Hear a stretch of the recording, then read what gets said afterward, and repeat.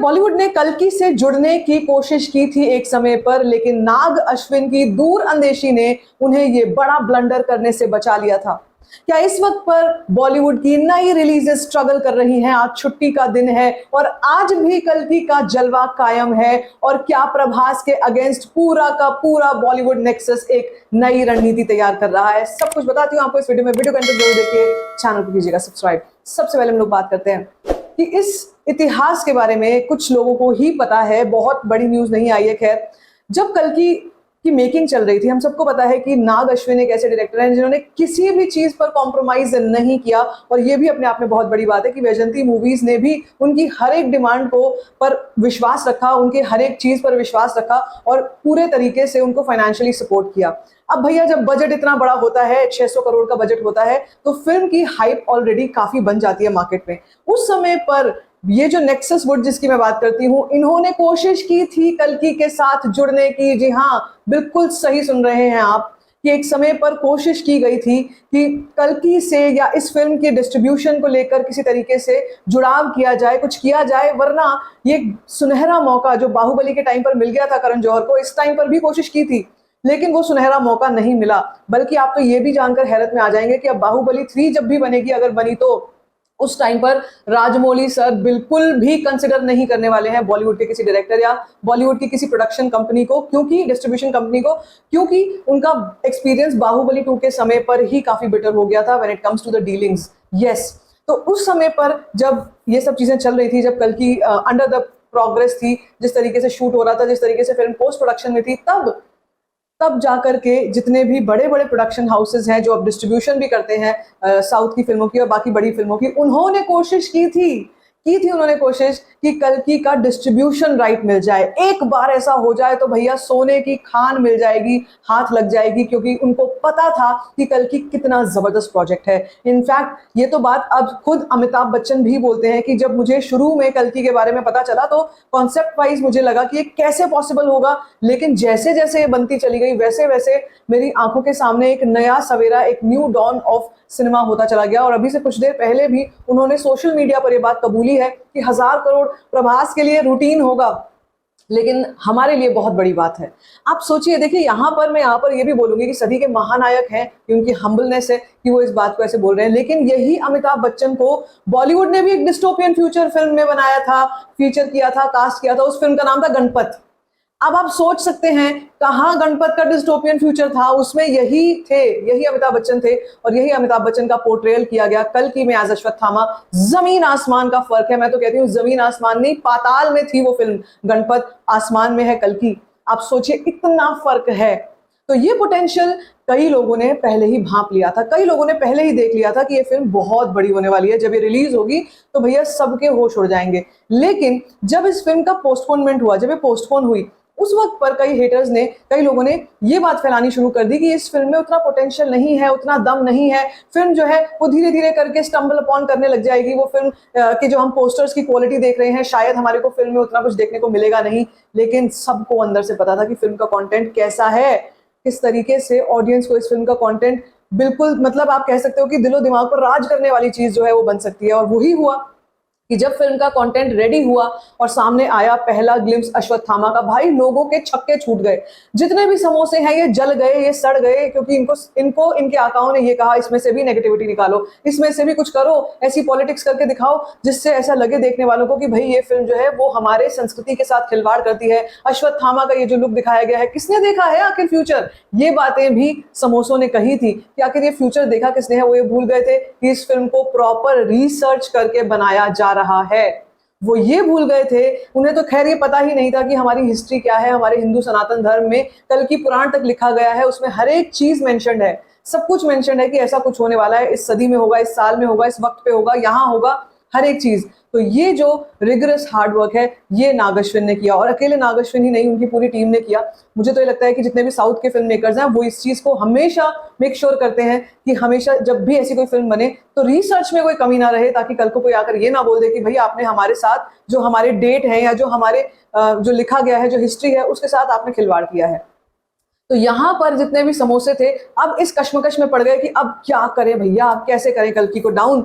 तो कल्कि के नंबर्स को मैनिपुलेटेड नंबर्स, कल्कि के प्रभास के नंबर्स को हमेशा मैनिपुलेटेड नंबर्स बताना शुरू कर दिया कि हमेशा से ही प्रभास जो है, हमेशा से ही इनकी फिल्मों के नंबर्स मैनिपुलेटेड होते हैं। क्या इसका मतलब ये है कि आदिपुरुष के भी मैनिपुलेटेड थे? इसका मतलब जो इतने हाई नंबर्स आए थे वो शुरू के वीकेंड में, इसका मतलब शायद वो भी प्रोजेक्टेड नंबर्स होंगे आपके हिसाब से। अब आप बोलिए कि आपको क्या बोलना है। इसका मतलब ब्रह्मास्त्र के भी नंबर सारे मैनिपुलेटेड होंगे। इसका मतलब अभी जो ये किल की बात कर रहे हैं, बड़ा चढ़ा के उस फिल्म को, आपने ऐसी फिल्म नहीं देखी होगी।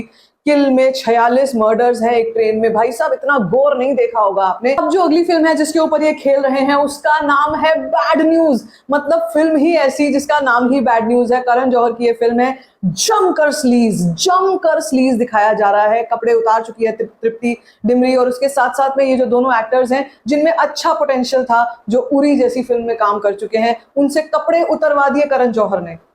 ये सच्चाई है। और अब मैं आपको बताती हूँ कि नई एक स्ट्रैटेजी क्या चल रही है, जो प्रभास के अगेंस्ट शुरू से चलती है और आगे भी चलती रहेगी, क्योंकि आगे फिल्में आ रही हैं सलार 2, आगे फिल्में आ रही हैं स्पिरिट, उससे पहले राजा साहब आएगी, उसके बाद हम देख रहे हैं और भी फिल्में हैं। कल्कि के अलग, कल्कि का एक पार्ट और आना है, शायद एक फिल्म और है। बहुत सारा बड़ा लाइनअप है। तो भैया प्रभास तो कहाँ के कहाँ पहुंच चुके हैं आज के समय में।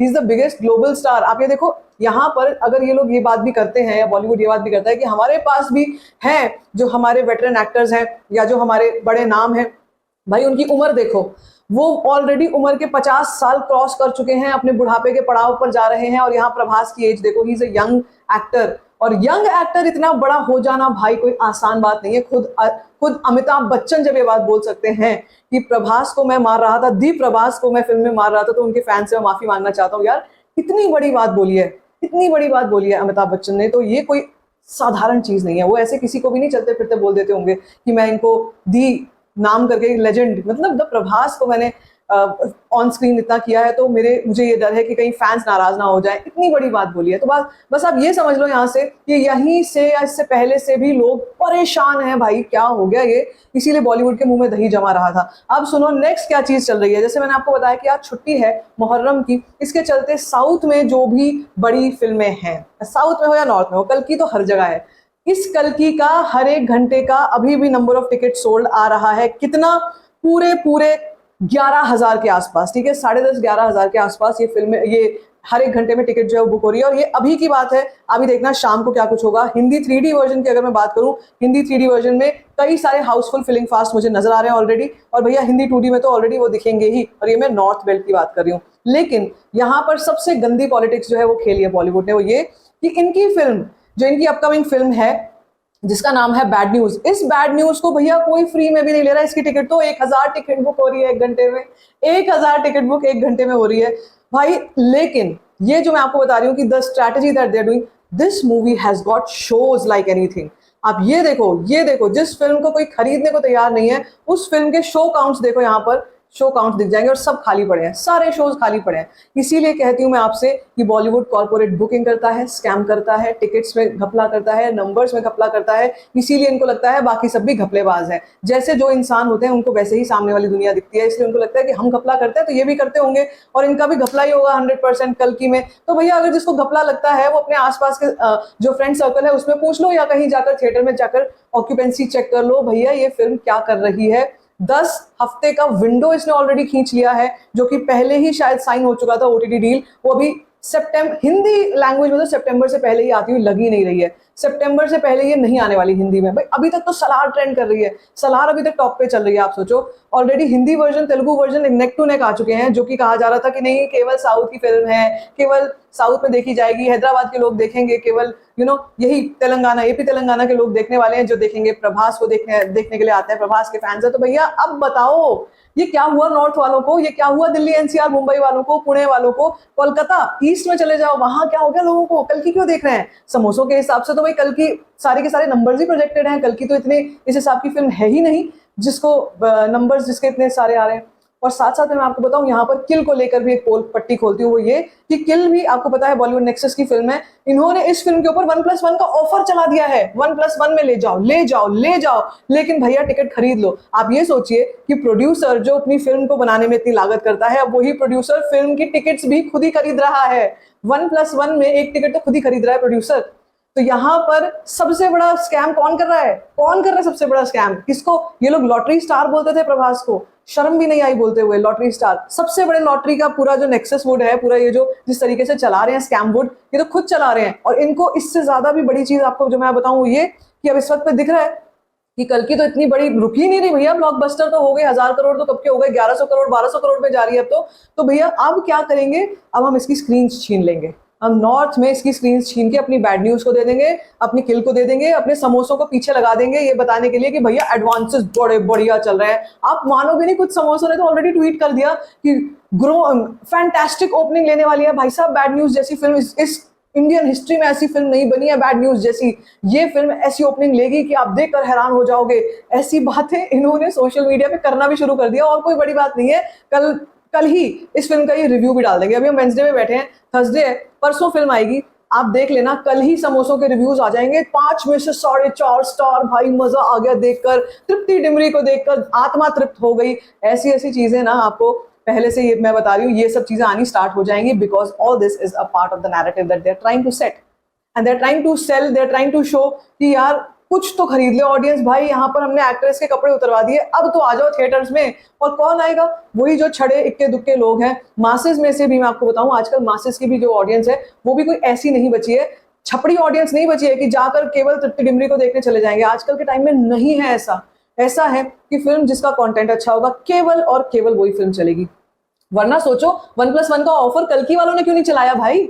कल्कि वालों को भी तो वो भी कर सकते थे ये वाला। अगर ऐसा लगता है आपको कि भाई 1+1 में ऑडियंस को भी फायदा होगा, चलो कोई नहीं, हम थोड़ा सा नुकसान सह लेंगे, तो उनकी फिल्म तो ऑर्गेनिकली चल रही है, उनको जरूरत ही नहीं है 1+1 की। यहाँ पे किल को जरूरत क्यों पड़ी है 1+1 की? अभी ये किल, इसके बाद अभी देखना बैड न्यूज भी 1+1 का ऑफर चलाएगी। और अभी ये भी देखना कि ये सोशल मीडिया पर ऑलरेडी अपने रिव्यूज डालने स्टार्ट कर देंगे और ऑलरेडी बुक माई शो पर ये लोग स्क्रीन्स और डालेंगे। अभी ये कल्कि के जितने शोज हैं उससे छीन कर स्क्रीन्स बैड न्यूज को देंगे। But I am telling you, this film is going to sink in the opening weekend. Opening weekend में ही ध्वस्त हो जाएगी। ऐसी फिल्में कतई नहीं चलती है यार। विक्की कौशल, आप बिलीव नहीं करोगे, एक टाइम पे मैं बहुत रिस्पेक्ट करती थी इनकी एज एन एक्टर। उरी जैसी फिल्म करी, उधम सिंह जैसी फिल्म करी, मसान करी थी। क्या कर रहा है ये बंदा, छपड़ी पना क्या कर रहा है ये? इससे पहले इसने पता नहीं कौन से वो उल्टे सीधे रणवीर सिंह वाले जो स्टंट वाली फिल्में करी, क्या कर रहे हैं? यही है बॉलीवुड का असली चेहरा। वो अच्छे बड़े एक्ट्रेस और एक्ट्रेसेस को भी इस तरीके से बेच खाते हैं। तो आपको क्या लगता है कि अभी इस वक्त पर क्या स्ट्रैटेजी है जो इनकी है, ये कामयाब होगी? यानी कि स्क्रीन काउंट्स छीन लेना कामयाब होने वाला है या नहीं होने वाला है? और इस वक्त पे आज छुट्टी है, आपको क्या लगता है कल की आज कितना कलेक्शन कर सकती है? Let me know in the comment section. बाकी if you like this video, give it a thumbs up, don't forget to share it and don't forget to subscribe to my channel, which is first or fine.